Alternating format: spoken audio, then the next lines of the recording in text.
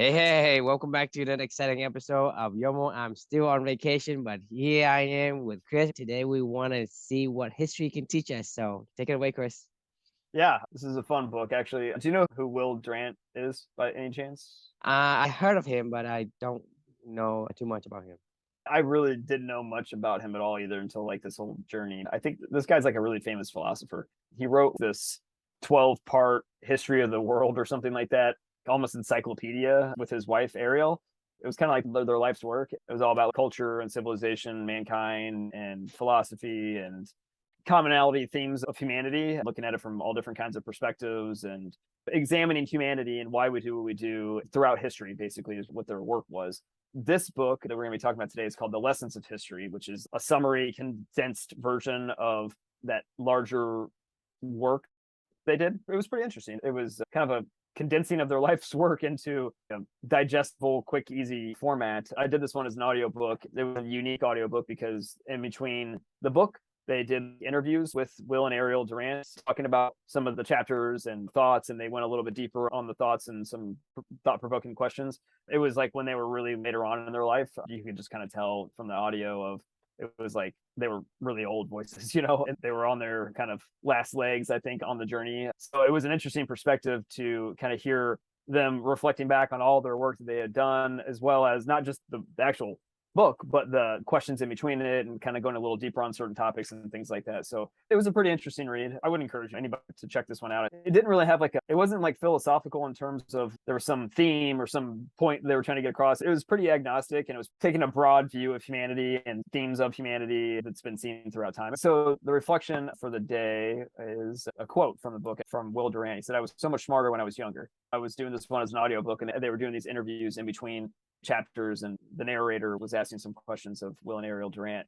And in the book or in the interviews, I remember the author asking Will Durant something, and I'll never forget this. It's just burned into my brain at this point in time. He asked the interviewer, "Hey, Will, so some of the comments from your past philosophies and commentary when you were younger, you had said this, but now the answer you just gave me was kind of a contradiction to what you said when you were younger." And Will Durant started kind of joking and laughing, and he was like, "Yeah, that's funny because I was so much smarter when I was younger," and he's like, "That's the funny thing about old age. The older I get, the less and less I know." It's one of those things when you're really young, right? You think you just know everything. And it just kind of hit me like a ton of bricks. This whole journey has been about, you and I talk about this all the time, right? If you could go back in time and ask your 20-year-old and tell your 20-year-old self one thing, like what would it be?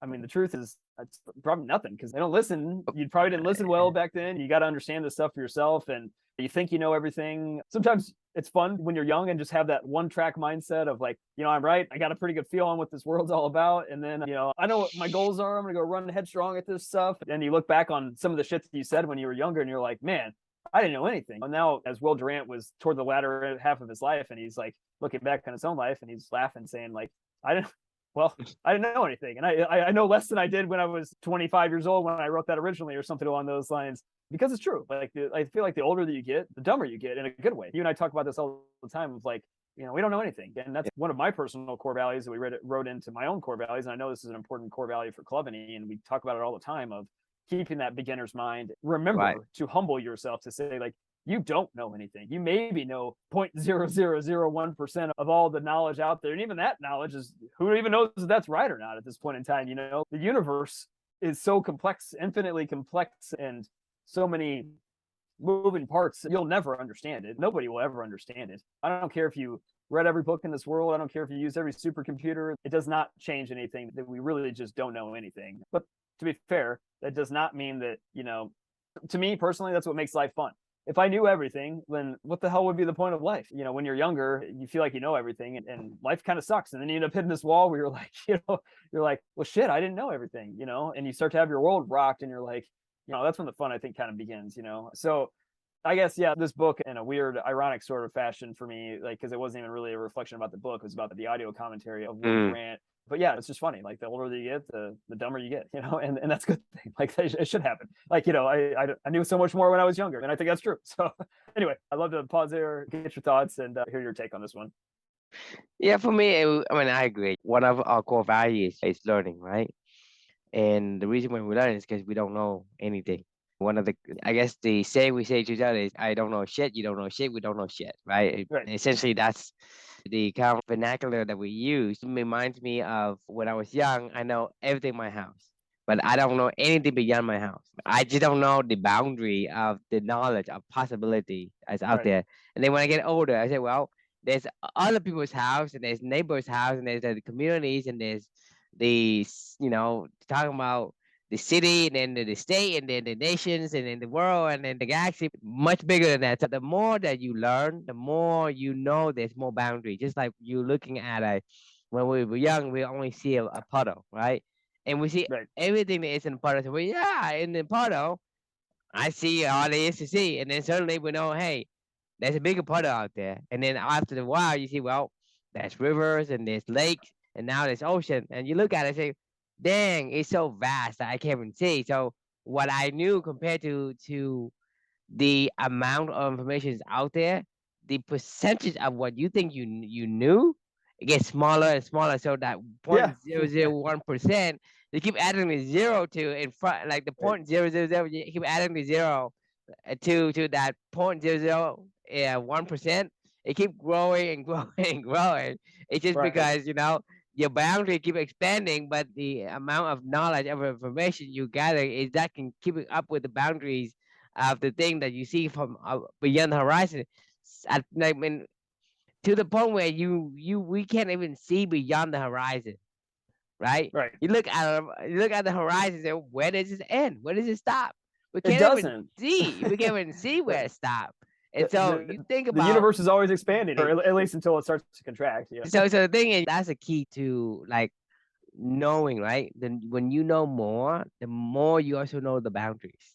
Right. That when the boundary become boundless, this is when the 0.001% is say, well, that's not even correct. You have to say, Right. well, could it be even like more zeros? How many more zero? Well, I don't know. I I'm, don't even know that. I don't even I, know the boundary to that. So how would I know if I know, hey, I know 10%, I know 100%, or I know 90%. Like when we were younger, right? We right. are only in our own space. And in our own Well, space, like there's like 10 different things. And we know like 6 or 7. Say, wow, I know everything. I'm still struggling to imagine myself having a time machine, going back and tell my 18-year-old self how to navigate my life and what advice I can give to him to change maybe, my future life. I'm still maybe the struggling with advice it is because maybe the advice should be you don't know anything. Just go through life saying, but as you were that's the just thing, saying. he won't agree with me because he already That's knows true. like 60-80% of all there is to know. It's like, I know it, I know this. How can I tell somebody who won't listen? What was that movie or show or book where they? Oh, isn't it like something about the galaxy? Like anyway, where they come back and they're like, the secret to all humanity is like 23 or something like that. What is that book? Do you know what I'm talking about? There's so many movies and books like that, so I don't remember which one Eh, exactly. It doesn't matter. Anyway, my point is, it's this computation that comes back, and it's like the secret to happiness is 23, and you're like, what the hell does that mean? Like but what's funny is you said two interesting thoughts came to mind as you were talking there for a second, and the first one was when we said like 0.0001% or whatever we're the only ones that talk in numbers, to be fair. Like I don't even know if these numbers even are real. You know what I mean? We're Yeah. just like we're the only ones that even know what 0.001%. I mean, if you went to a tree and you said, I only know 0.00001% of all the knowledge in the world, the tree would be like, what the hell are you talking about, man? Like, who you talking to, bro? I think you're nuts, bro. Number one. Number two, you also said something really interesting. What if I wonder if your level of happiness, this is just like a hypothetical or a hypothesis, but I wonder if your level of happiness correlates to, as that number gets bigger and bigger in life, if your happiness goes up and up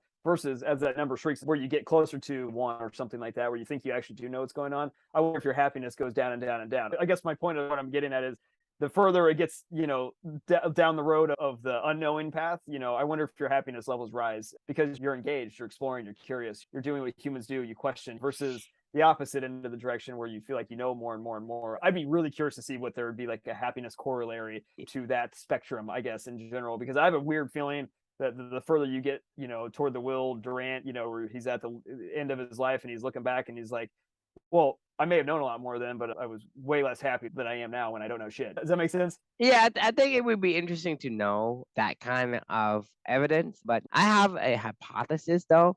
I don't think it matters because at the end of the day, going through all the events I've went through, what I've seen is like I've seen people who are very knowledgeable, and the more they know, the more they learn, the more depressed they become. The Right. more Yeah, sad, yeah. because That's what I mean. Yeah. they The more understand, they expert you get, yeah, the more expert you get, the more depressed you become right. because you learn about the atrocities of human histories and the behaviors of some people. Just like when we talked about yesterday, the 48 Laws by Robert Greene, right? Right. You feel icky because you know you kind of like going through from a first eye perspective of how these courtesans are trying to beguile another person in court and trying to get power and all that. So the more you learn about the history or the more you learn about some concept that people use for the bad, you feel like it's a depressing world. It's a world that is not, I guess, rosy in your mind. So there are some people, the more knowledge they have, the more depressed they become. And Yeah. there's some people who have become happier because they attain more knowledge and they certain, whether that's, hey, I become better at, the 48 laws of power and I become, Right. the top courtesan in court or whatever.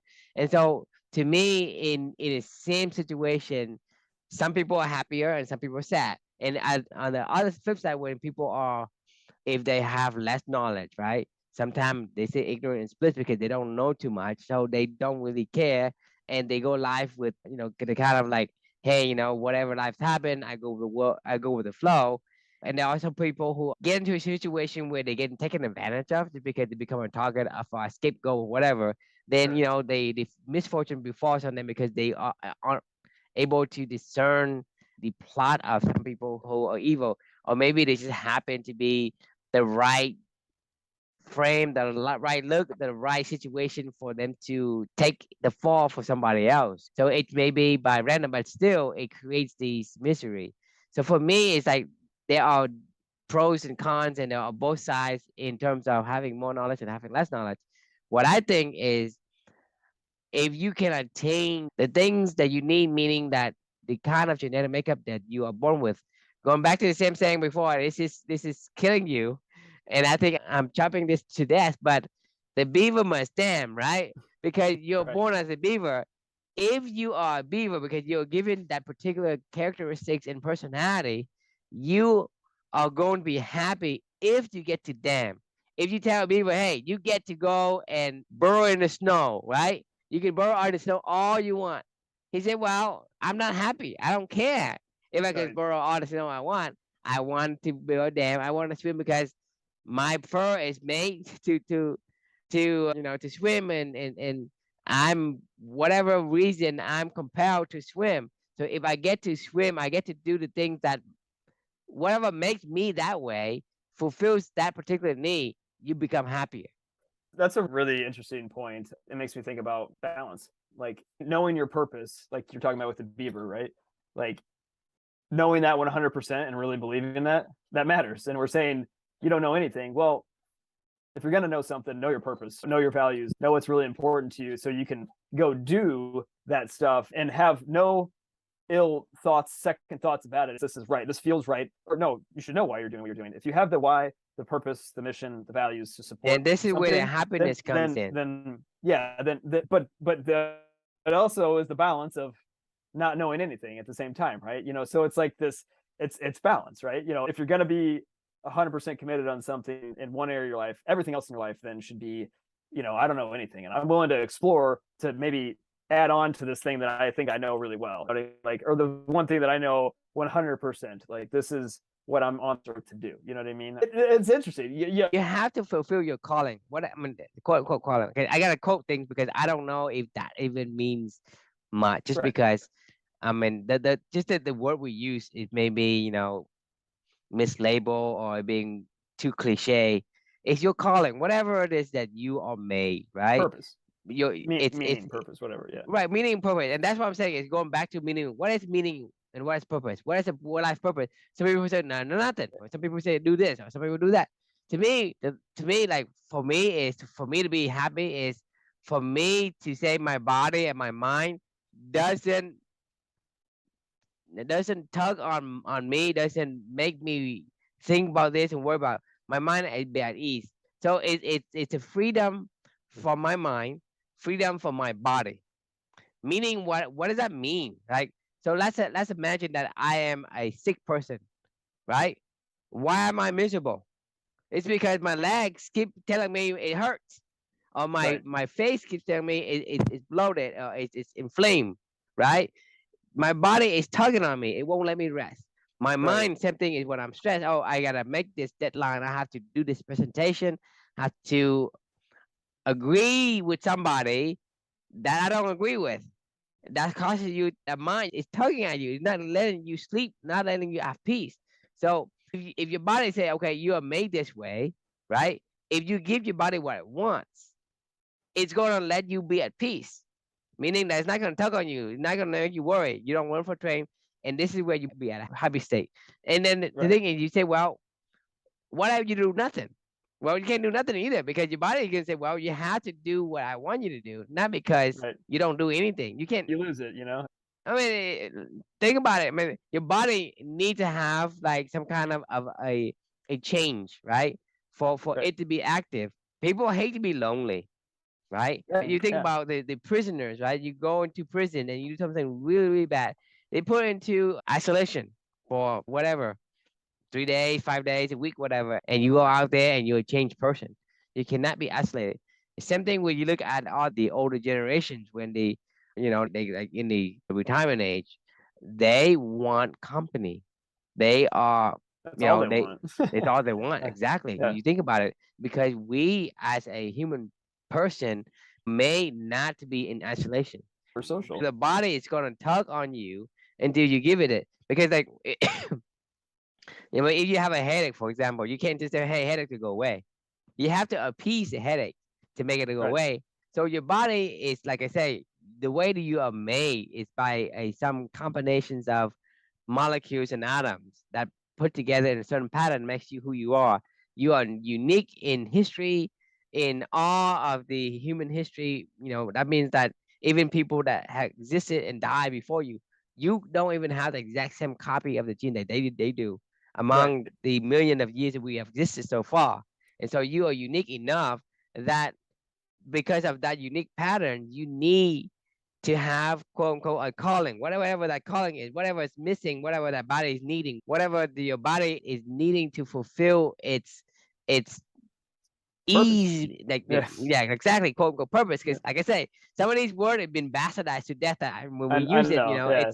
it become. But I'm saying, so I'm trying to describe it in a way that I'm not using a particular word, but it's Words matter essentially though. words You matter. gotta, So people need to understand that you gotta choose a word that resonate with you. yeah. I'm not telling you this is the word, right? I'm just saying this word could be for you or for another person or whatever. Because different word may resonate with you. So I'm saying whatever that word for you is, that's the quote unquote the word that you need to use to say, well, what do I need to do to make quote unquote a point of reference as my quote unquote calling so I can fulfill that. Once you fulfill that Right. calling, then you're gonna be happy because you are at peace with yourself, or your body is at peace and you are at peace. And when you're at peace, essentially that is going to give you a sense of belonging, a sense of fulfillment, and that's where happiness comes from. Because happiness is essentially an emotion that your body creates. Right. And so it comes back to the chemistry again. So you can't really control that. So you're talking about the dopamine molecule of more, right? And then the molecule of here and now, right? And so some people have too much of that. Well, they worry all the time because they say, well, I'm always predicting and trying to predict the future, but it doesn't come true. So you're mismatching a lot of these things. So some people who know too much because they have too much dopamine. Let's say you have too much dopamine, but you learn a lot, you become more depressed. But if you have Right. less dopamine, but you learn a lot, well, yeah, it doesn't really matter because you don't really think too much in the future. You only think of the here and now. It's also the balance as well because let's say I'm a person that is more dopamine or you have a more dopamine person, right? Then you need to compensate that with something else, like going to say, hey, I need to live Yeah, in the it's moment, polarity. right? Yeah. So you got to balance it because you're born with a polarity. Now you need the other side to kind of balance yourself out so that you can have that here now. Plus, having a more prudent future just because you have dopamine Right. too. So you have to feed the dopamine that you have because Right. it's there. You're gonna have to It's feed it. so If you yeah, I was gonna say for like Will Durant, right? Like, his comments when he's later on in his life was balanced out with the fact that he spent a lifetime of questioning and curiosity, but also I feel like at some point in time in his life, he clearly knew what his purpose was because that was what his meaningful work, the volumes and volumes of work that he did, right? So he also, not only did he know that he didn't know anything, he also knew that he knew everything at the same time that was important to him. So it's like you said, it's the polarity of, the finding the happy medium point of, when you go one way to one end of the pole, it'll boomerang you back at a certain time to the other end of the pole, whether it's good or bad, right? And I like to think of like if you do nothing but question and think I don't know anything, eventually you're going to figure out what's really really important to you, and then at the same time it's a everything, pendulum, right? It's a it'll pendulum. swing It back to the swings other back and side, forth right? like Yeah, this, yeah. right? But at So the end of the like day, you want to stay in the middle somewhere, right? right, and or have two really good anchors on both sides of like our core values. We try to keep this side and down to remember we don't know anything, even though our knowledge grows and we feel like we have more purpose and direction and we feel like we know exactly what we want to do. Over here, it's kind of balanced out by both saying like, look, I may be wrong. Like it's okay. Like, I mean, I'm open to shifting how I interpret this and how I apply this purpose in this world because I don't anything on things the anchor, which then gives you balance in the middle, in a weird way, So I think my reflection was, could use another end of the spectrum of like the balance on the other side of fulfillment and purpose, because Will Durant clearly had a purpose in life, otherwise he wouldn't have done what he did, and he Right, wouldn't because the have, thing is that his remarks that I'm smarter when I was younger, it belies another meaning. You know what I mean? The meaning that he actually know more now, right? So the thing is, it's it's a both. double Yeah. meaning. It's a double meaning when Right, you right. read his comment, right? It's a double meaning. Think Yeah. about it. Like you think, well, how could he be smarter when he was younger, right? He is saying he's dumber when he was younger. So he's both right and he's telling you both. He's saying, hey, I was Yeah. smarter when I was dumb. I was smarter when I was younger, but I was also much dumber when I was younger. And then vice Right. versa, he much more dumber now because of he's smarter and was younger, but he also more smarter now. So Right. that's the meaning that is inside of that single quote. Yeah, agreed. It's both ends of the spectrum, Yeah. at the same time. I don't know when that kind of happens, in life. I mean, I know for me, obviously we talked about this in this whole journey, was the atomic bomb that happened in my own life that sent me down the road of figuring that out. I don't know what Will Durant's was or his wife's Ariel Durant's was. I'd be kind of curious to learn, to be honest with you. I mean, Right. I just don't feel like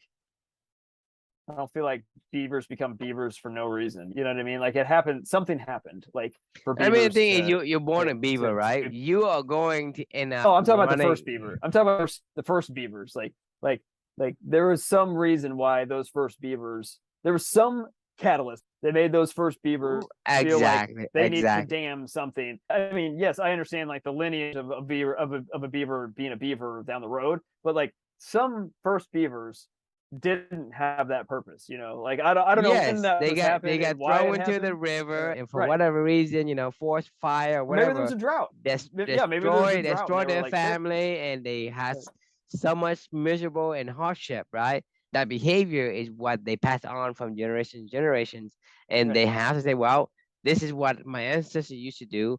I must follow because they are the one that basically branch off and save my lineage from becoming extinct. And so that beaver, because of the branching off, had an atomic bomb for it to happen.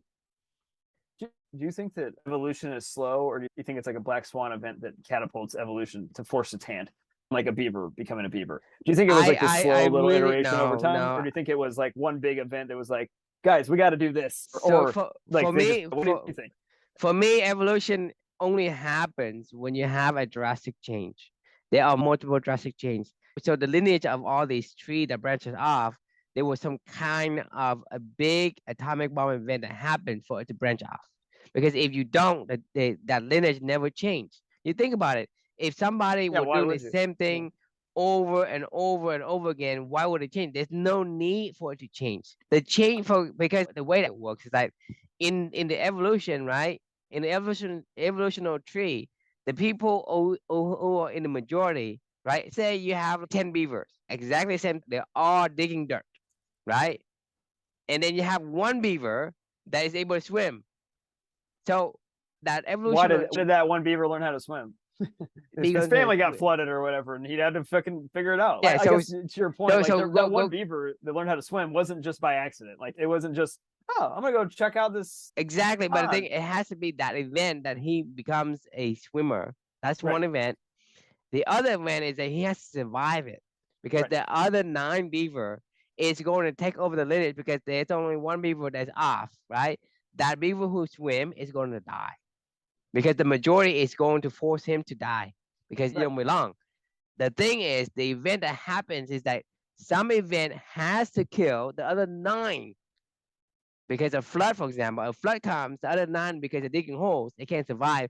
The beaver, one event that made him into a swimmer, and second event is that the flood comes and made him able to survive and kills off the right. majority of the lineage for that lineage to become. So basically, that's a major atomic bomb event for that particular beaver lineage, for that beaver to split off. So for me, is evolution only happens when there's a major, right, event that is going to turn the path of history of these animals, or if, even for us, right? Yeah, yeah. We have One. ancestors, and we have like a sister lineage, like Neanderthals, right? Neanderthal Right. didn't survive, even though they are much more physical, bigger, stronger, faster, You right? think? And they're even smarter than us in the predictions or whatever you call it, Yeah. based on the evidence that they have so far, right? But the thing is to say that they die off and we survive, it's a little bit different. Just because how can we survive and they die off? So the thing is, if there's no atomic bomb event, we would have both Neanderthals and humans. Yeah. No, You I think mean, about it, I mean, some I big agree event with you, has man. to Yeah. kill them off. Right. I mean, I'm with you on that. Like, I mean, I've said this all along. I feel like the evolution of your own life is determined by atomic Yeah, bombs. because I wouldn't change. You go back to my 19-year-old self, 18-year-old self. I wouldn't change. It If forces your hand. Like, I you mean, it's exactly, then there's nothing I can say or nothing anyone can say to make me change my mind. I had to change my own mind because of the circumstances that I was thrown into, because of the brick wall that I ran into. And so these are the kind of events that is major events that is going to change the path. No other ways can change the path. You can't say, well, it's going to go slowly by random chance. No way by random chance. Because even if by random chance you have a beaver that is going to swim and the other 9 are digging holes, right? The 9 is going to kill off the 1%. The majority is always going to carry on the lineage. To think about it, right? You're an outcast. How can you right. become the major player in your own lineage? How can that be when the other 9 are exactly going to be like, this is the majority and it's going to become gone? How can it become gone? The only way, the only way that, so the only option is you have like multiple varieties of, okay, there are digging hole beavers and there are swimming beavers. That would be Right. the options. And then the option where you have the digging hole beavers, right? Because the majority, the other one's gonna die off. So those are 2 most likely scenario that if nothing happens, so the most, I would say like 90% of the time, you would have both the digging hole beavers and the swimming beaver, because by random chance you're gonna have more variety, right? Right. But the thing is, you don't Right. see Yeah. like digging hole beavers, and you don't see, you know, swimming beavers. You don't see people with 3 ears and 5 eyes. How many people do you see that? You don't see that, just because it Right. doesn't. Because it only happens when there is a major event that makes one species survive and other species die off. Right. Because otherwise, you would have somebody with 5 arms, 6 arms, 7 arms, whatever you want. Right. Because the thing is, today we do have people with like 6 toes or whatever, but that's rare. It's rare. An octopus, not an octopus has 8 tentacles, you know, or Right. whatever. But the thing is, the specific species You know, has I to mean, be a human, but yeah, there has to be a major atomic bomb event for the path to veer off. Yeah, not just for the path to veer off, but for purpose to be found. I mean, because the thing is, I mean, go back to what you said before is, you know, you live in your core values and I'm living my core values. Why do I have my core values and why do you have your core values? And why is it different? Because the atomic bombs of life were different than your atomic bombs, and they set me into a different course of alignment of what I wanted to do to find meaning and purpose and fulfillment. And like, let me ask you this: like, if you are told to leave your core value, but I want you to do that in code, in programming language, and just sit there 16 hours a day and just type on the keyboard, how would you feel?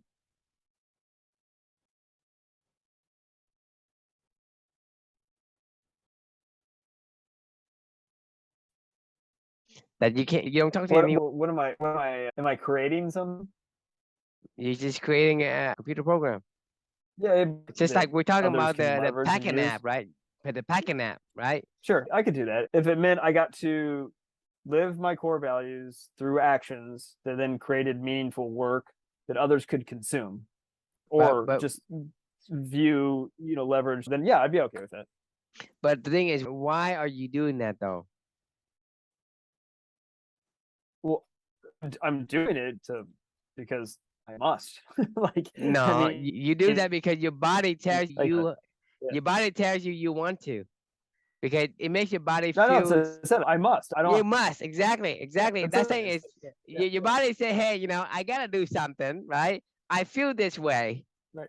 I feel like I need to have an app that, you know, Russian people who are packing whatever, you know, what we talking about the other day, you know, talking about the app that we want to build to track people let's not get into that. Let's not even get into that. But the point I'm trying to say is that the reason why you are so adamant and so excited about the app is because your body is generating these emotions, right? The emotions of whatever you're feeling. You want that feeling.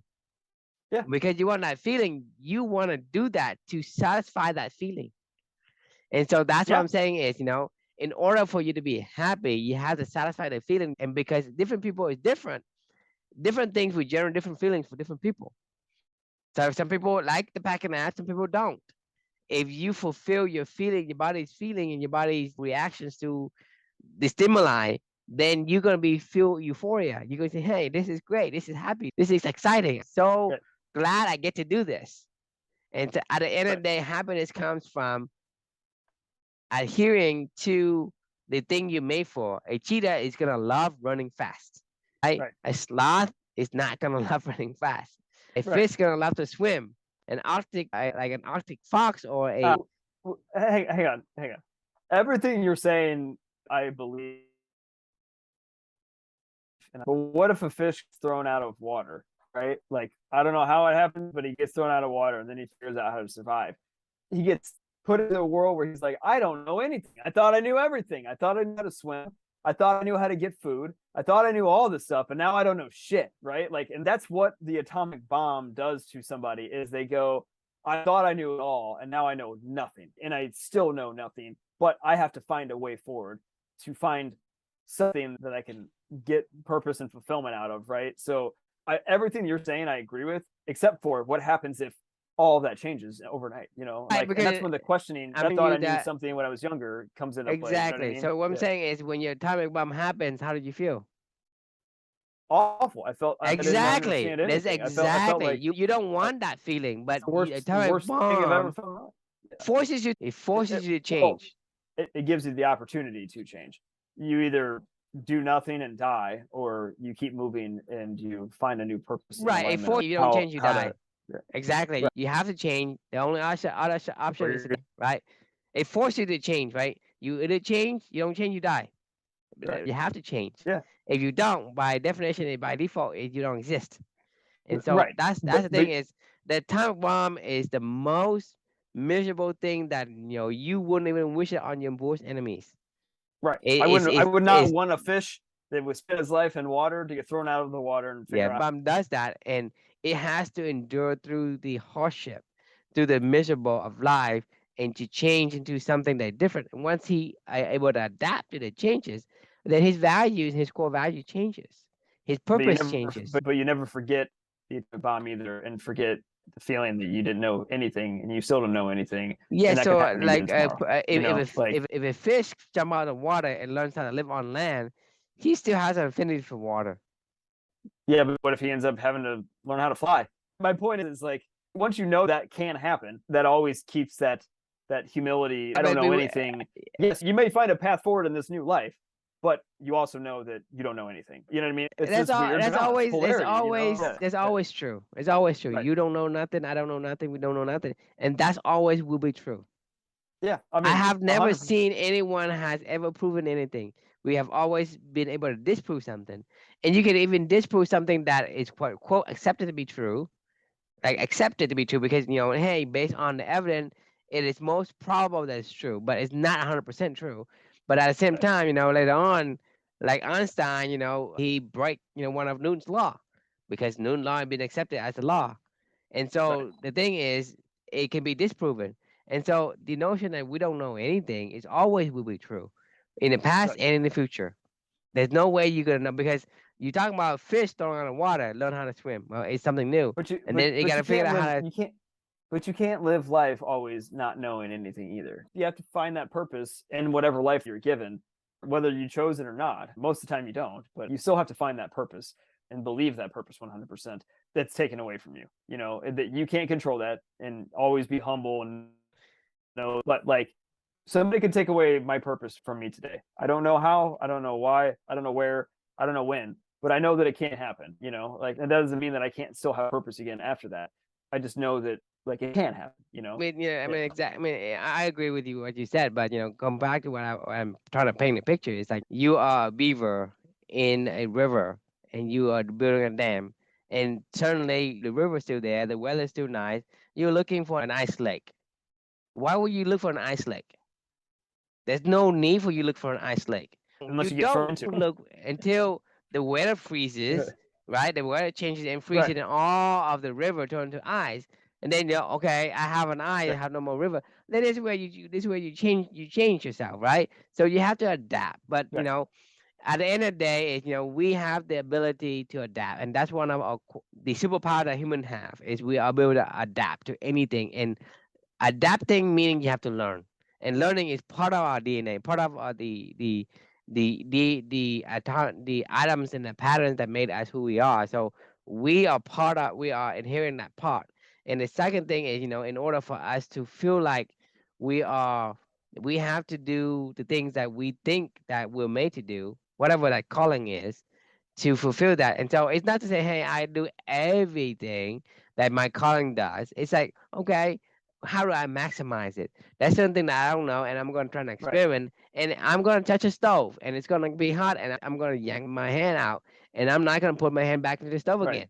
Right? That's learning. I'm not saying that I won't ever touch a stove and I will have 100% happiness.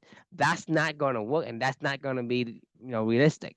It's just that you can have to maximize. Say, do I want like 2% of the things I do is fulfilling who I'm supposed to be, or like 80% or 90%, right? The other 10% you're gonna have to be exploratory, and you have to figure out how to Right. adjust and adapt to the changing conditions. Agreed. Okay, so I'm gonna go ahead and call this one if you don't mind. I know you're on vacation and it's getting late. Fun conversation as always. Any final closing thoughts, or do you feel like you've purged? I purged it. Awesome. All right, so the question for you guys is: in what ways do you get dumber the older you get? What did you think you really understood earlier in your life that you realize now that you didn't know anything, and at the same time, vice versa? How do you keep that same mindset today, now that you kind of have a different perspective on life? Let us know in the comments, and we appreciate you all for tuning in, and we will see you on the next one. See you next time. Bye bye. All right, have a good night.